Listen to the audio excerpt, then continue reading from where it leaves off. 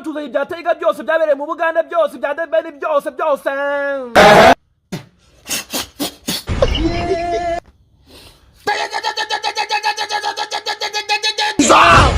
ngamakuru dukesha ibinyamakuru byo mu Rwanda ngo biri kuvuga yuko ngo umuntu witwa Taiga aka Debenusi ngashobora kuba yaragiye mu Buganda atagiye kuririmba gusa ngo ahubwo yari amaze igihe yishakira n'imisuwagege ngo ni buri kantu yatawe muri yombi akaba ashobora gukatirwa imyaka 5.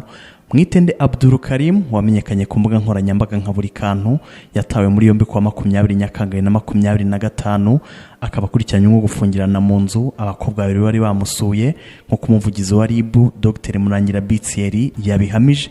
Uyu musore ubundi yasuye n'abakobwa babiri ngo azafashe kujya bakora ibiganiro bitambuka ku mbuga nkoranyambaga kuko abisobanukiwe, baramwegera nawe yemera kubafasha.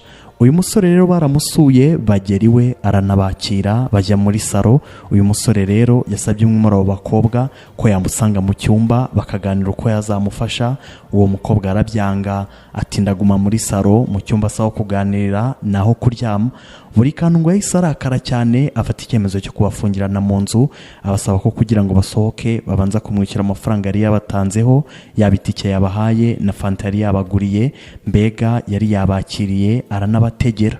Bitewe nuko batari bafite amafaranga ahagije nkuko yabasabaga bamuhaye bafite, buri kantu arayanga ararakara ndetse ahita afunga inzu arigendera abafungiranamo asiga inzaho. Andi babonye ko bafungiranywe biyambaza polisi y'u Rwanda irabafungurira ndetse buri kantu ahita atabwa muri yombi. Umuvugizi w'urwego rw'igihugu rw'ubugenzacyaha RIB Dr Murangira Bitsieri yamije ko iki cyaha cyabereye mu karere ka Gasabo, umurenge wa Kinyinya, akagari ka Murama, umudugudu wa Binunga, aho buri kantu atuye. Ni mu gihe watoye muri yombi ariwe buri kantu nyine afungiye kuri sitasiyo ya RIB ya Kinyinya mu gihe dosiye yatangiye gukorwaho kugira ngo ishyikirizwe ubushinjacyaha mu gihe cyagenwe n'amategeko.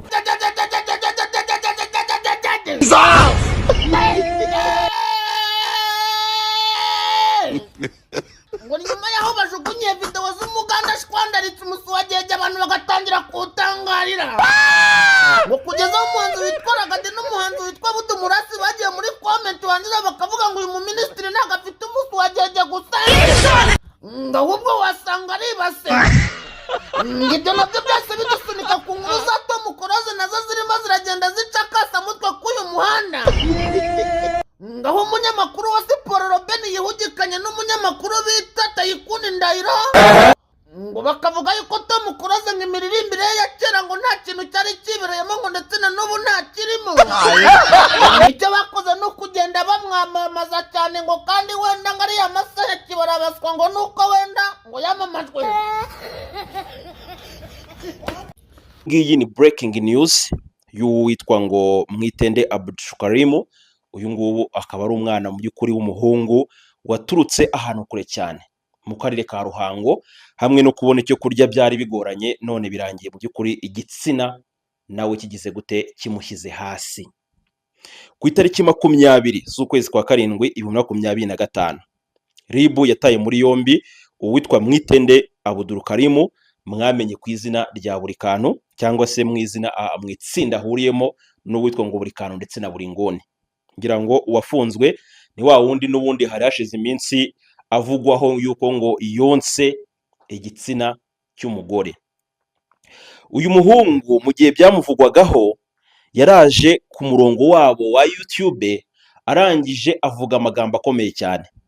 Aravuga ngo abantu bose bampiga, mu by'ukuri baramuka banshakiye mu bakobwa ntago bazigera bambona. Sa nkumbaza ngo umuhungu wawe buri kantu ari he? Buri kantu ari he? Magingaga umugira barimo baramuzamura amageragere. Buri nguni we nibamutwaye. Batwaye icyo bita buri kantu kimwe gisa nk'umutanga. Ariko cyangwa ukuntu urimo urambesha urimo uratwika kubera buri kantu ntago mwumvikana. Urabizi ko buri kantu ntago mwumvikana. Umva. Kuba ntumvikana nawe, kuba tunumvikana. Ibyo rwose nta naho bihuriye n'icyaha yakoze. Ikindi kandi ruriya Rwanda rwari rukwiye biriya bintu mo gake. Njye simwifuriza ko wenda yafungwa nk'iyo myaka yose, ariko akantu nk'ako ngako ko guhwitura kari gakwiye. Narakubwiye ngo njyewe nta muntu ujya umenyera ngo ubone ngo umare imyaka 2 utarahura n'icyo bita inkoni y'Imana. Icyo kintu narakikubwiye kandi ngira ngo nawe urakizi. buri kantu bari baramutwara Direct. ariko ntabwo uzi icyo arimo arazira. Agazisha. Niko du. azira iki? Uwitwa buri kantu yazanye ng'abana b'abakobwa bro.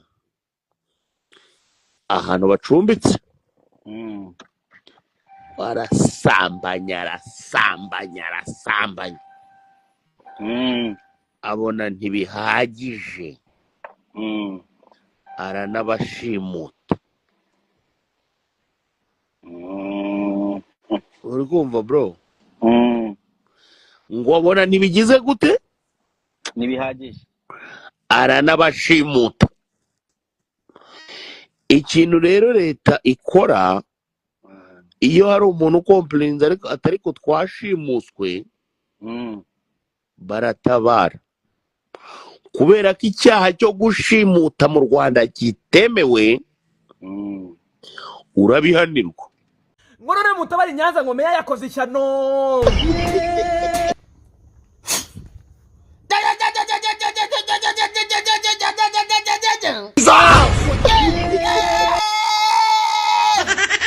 Ngubundi abanyarwanda ba kera bari baraciye umugani ngo nta munyenyanza unyaza undi. Ariko ibyo byose babyibaraguzaga ngo hataraza meya wa Nyanza bita Nazinda Erazime Beritazari wo mu Rwanda. Uti byagenze gute rero? Ngubundi urupfu nakomeye wacu mu mbabarire. Yaramaze imyaka myinshi ngo mu mico no mu myifatire ari nta makemwa. Ibibazo by'abaturage byitagaho mu kanya nk'ako guhumbya. Ngo kugeza umunsi ahuye n'umukobwa twagerageje kwita Nyiramwiza ngo yabona umuzutu we ngo agahita arahira ngo ni ukuri kw'Imana napfumuye uyu mwana ngo njye bume nta kintu bwaba bumariye. Ngo yaramwiyegereje kuri twa tumanyeri tw'abagabo arangije aramubwira ati ko ndi meya wamburanye iki mwana w'Inyanza. Ngo amakuru yakomeza gucicikana mu baturage ngo urebye umuzuti w'uyu Nyiramwiza ushapinze nk'uwo Herode Queen ngo uretse na meya ngo nta n'undi mugabo utawugwaho ngo nta muntu wawuvirira ngo